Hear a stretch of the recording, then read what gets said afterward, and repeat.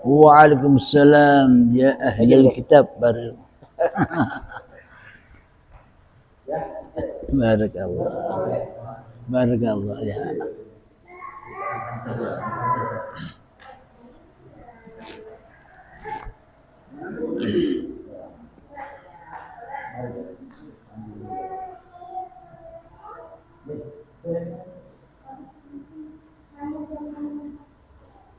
Assalamualaikum warahmatullahi wabarakatuh. Bismillahirrahmanirrahim. Ashhadu an la ilaha illallah wa ashhadu anna Muhammadar Rasulullah. Allahumma shalli ala sayyidina Muhammad wa ala ali sayyidina Muhammad. Rabbi israh li sadri wa yassir li amri wahlul 'uqdatam min lisani yafqahu qawli. Amin. Bismillahirrahmanirrahim.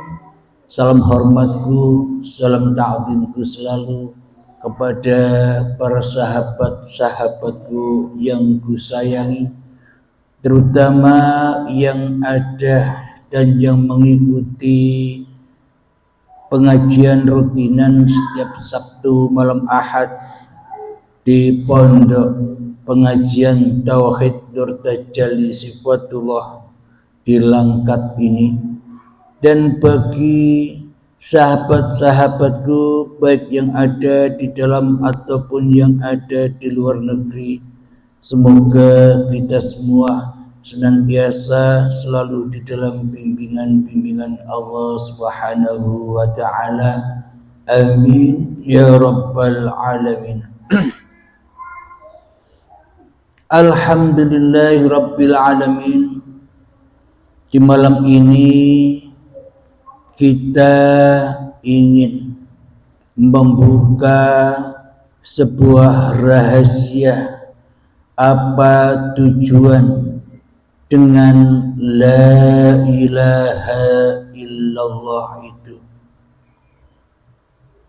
Untuk apakah kalimat la ilaha illallah itu harus tercipta? Tujuannya agar seluruh manusia bisa selamat dan bisa kembali kepada asal usulnya, supaya manusia tetap berada di dalam,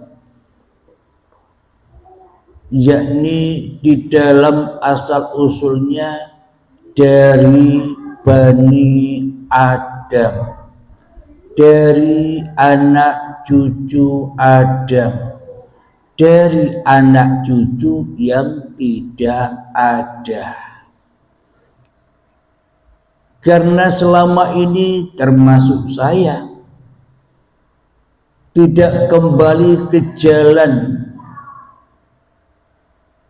sebagai anak cucunya Adam, akan tetapi seluruh manusia termasuk saya juga berjalan sebagai anak cucunya setan, anak cucu yang tidak mau sujud kepada Bani Adam, anak cucu yang merasa kita yang paling wujud, anak cucu kita yang merasa paling hidup, anak cucunya kita yang merasa paling berkuasa atas kehidupan dan badan ini daripada asal usul ketiadaan kita di dunia ini. Sehingga kita lepas kontrol dari anak cucu Adam, pindah hijrah menjadi anak cucunya yang membangkang kepada leluhur-leluhurnya, membangkang kepada asal usulnya, membangkang kepada dari mana ia diadakan, membangkang dari mana ia diwujudkan, membangkang dari mana ia dimunculkan dan diciptakan di dunia ini, dari yang tidak ada menjadi ada. Itulah kita selama ini telah tersesat jauh dari asal usul kita, yakni Bani Adam, anak cucu Adam. Kita telah tersesat menjadi musuhnya Adam yang tidak ada dahulu merasa ada sekarang. Dulu kan kita tidak ada, sementara yang ada hanya yang menciptakan yang ada. Setelah ini, selama ini kita merasa ada, sehingga yang mengadakan kita tidak ada, sehingga Tuhan yang menciptakan kita tidak ada, sehingga Tuhan yang mewujudkan, yang mengadakan kita di muka bumi ini gaib. Inilah tanda bukti bahwa kita sudah tersesat jauh menjadi anak cucunya iblis dan setan yang selalu memusuhi Adam, memusuhi Bani Adam. Ora gelem bila dikatakan tidak ada, tidak rela bila dikatakan tidak ada, tidak ridho bila dikatakan tidak ada. Yang ada hanyalah diriku sendiri di dalam hatiku daripada selain diriku. Inilah butuhnya kalimat la ilaha illallah itu, agar semua manusia bisa kembali melewati jalan husnul khotimah, kembali kepada yang menciptakannya. Caranya ia harus pulang dulu kepada leluhur-leluhurnya. Siapa? Bani Adam yang dulunya tidak ada. Relakan, ridhokan bahwa sebenarnya yang ada di alam semesta ini hanyalah la ilaha illallah. Itulah sebaik-baiknya jalan pulangnya manusia. Jadi untuk kembali kepada la ilaha illallah itu tidak harus menunggu mati dulu, tidak menunggu badannya mati dulu. Kalau sudah mati badannya, kalau sudah didera dengan syakaratul maut, bagaimana mungkin kita bisa berla ilaha illallah? Bila tidak sekarang kita raih la ilaha illallah, bila kita tidak sekarang kita raih jalan husnul khotimah ini, lalu kapan kita harus kembali ke Bani Adam? Yakni mutu qoblal maut, matikan dirimu sebelum datang ajalmu. Bismillahirrahmanirrahim. Wa nahnu aqrabu ilaihi min hablil warid. Dan kami lebih dekat kepadamu daripada urat nadimu.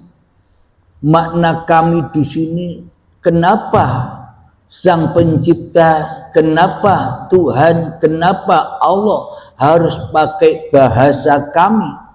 Kok tidak pakai bahasa aku saja? Alasan Allah berfirman memakai bahasa kami karena aku itu sudah ada di dalam jiwa setiap manusia. Manusia yang banyak ini sudah menyembah aku, hawa nafsunya. Inilah yang dimaksud Allah menyeru manusia dengan kata kami, supaya apa? Aku yang banyak itu agar menjadi ahad kembali.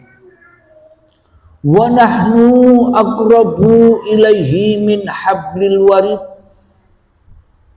dan kami lebih dekat kepadamu daripada urat lehermu. Maknanya, bila di dalam hati kita belum berla ilaha illallah, bila di dalam hati kita urat nadi kita masih hidup, bila di dalam hati kita urat leher kita masih wujud, apa maknanya? Ketika kita masih merasa lebih ada daripada adanya Allah, ketika kita masih merasa wujud dari wujudnya Allah, ketika kita merasa paling hidup daripada hidupnya Allah, selamanya kita tak akan pernah bertemu dengan siapakah dia yang lebih dekat daripada diriku sendiri di hatiku. Jadi maknanya, ketika manusia kita merasa lebih hidup dan Allahnya tak ada, gaib dan mati, maka selamanya manusia tak akan bisa berla ilaha illallah, karena manusianya masih menjadi Tuhannya dirinya sendiri, manusianya masih memberhala-halakan hawa nafsunya sendiri daripada mentuhankan Tuhan yang telah menciptakan dirinya di hatinya. Inilah perlunya seluruh umat manusia harus kembali kepada jalan la ilaha illallah. Dengan cara apa? Dengan cara merelakan, meridhokan bahwa hidup dan badan dan segenap apapun di antara hidup dan badan ini harus diserahkan, rela, ridho dengan total general, sudah tak diaku-akuinya lagi sebagai hak milik manusianya. Bila sudah terrealisasi, persembahan demi persembahan, pengembalian demi pengembalian, yakni inna lillahi wa inna ilaihi raji'un, dengan benar kembali kepada Allah, maka nyatalah la ilaha illallah itu, maka nyatalah tiada Tuhan selain Allah. Kenapa tiada Tuhan selain Allah? Karena aku yang banyak di dalam diri manusia ini sudah dikembalikan kepada akunya Allah. Karena sesungguhnya tiada aku kecuali Allah. Apa maknanya? Selain Allah tidak ada yang bisa mengucap aku. Selain hidup tak akan ada yang bisa mengucap aku. Aku ini siapa? Aku inilah maknanya hidup ini. Al-insanu sirri wa ana sirruhu. Manusia itu adalah rahasiaku. Jadi yang punya bayangan adalah Tuhan, penguasa manusia, dan manusia ini termasuk saya sendiri, ini hanya bayangan-bayangan Tuhan. Tapi kebanyakan kita selama ini selalu dan selalu menyembah bayangan, selalu dan selalu membangga-banggakan bayangan, selalu dan selalu memulia-muliakan bayangan saja. Termasuk nabi-nabinya pun juga bayangan Tuhan, karena manusia menjadikan dirinya sebagai Tuhan di dalam hatinya, maka ia akan mentuhankan sosok-sosok yang ada di luar dirinya, termasuk mentuhankan para nabi dan rasulnya, sehingga ia tersesat menyembah mengabdi kepada makhluk. Karena endingnya di dalam setiap diri manusia yang dipuja-puja hanyalah dirinya sendiri, ya termasuk saya juga. Karena seluruh manusia pasti pernah terjebak di sini. Apa ayatnya? Kullu nafsin dha'iqatul maut. Sesungguhnya yang bernyawa itu pasti terkena kematian. Jadi setiap manusia ketika datang detik-detik akhir balainya pasti akan menemui kiamat sugro, kiamat kecil. Maknanya kiamatnya kerajaan Tuhan di dalam hatinya ketika detik-detik akhir balai. Kiamatnya kerajaan Tuhan di dalam hatinya ketika diri manusianya sudah menggelar kerajaan masing-masing diri manusianya di hatinya. Bahkan sampai tua ini pun kita masih menjadi raja di rajanya hati ini. Maka dari itu diserulah oleh para nabi dan para rasul serta para aulia Allah yang membawa bendera la ilaha illallah, menyeru kepada manusia-manusia yang tersesat termasuk saya, menyeru kepada domba-domba yang tersesat. Kenapa kok disebut sebagai domba-domba yang tersesat?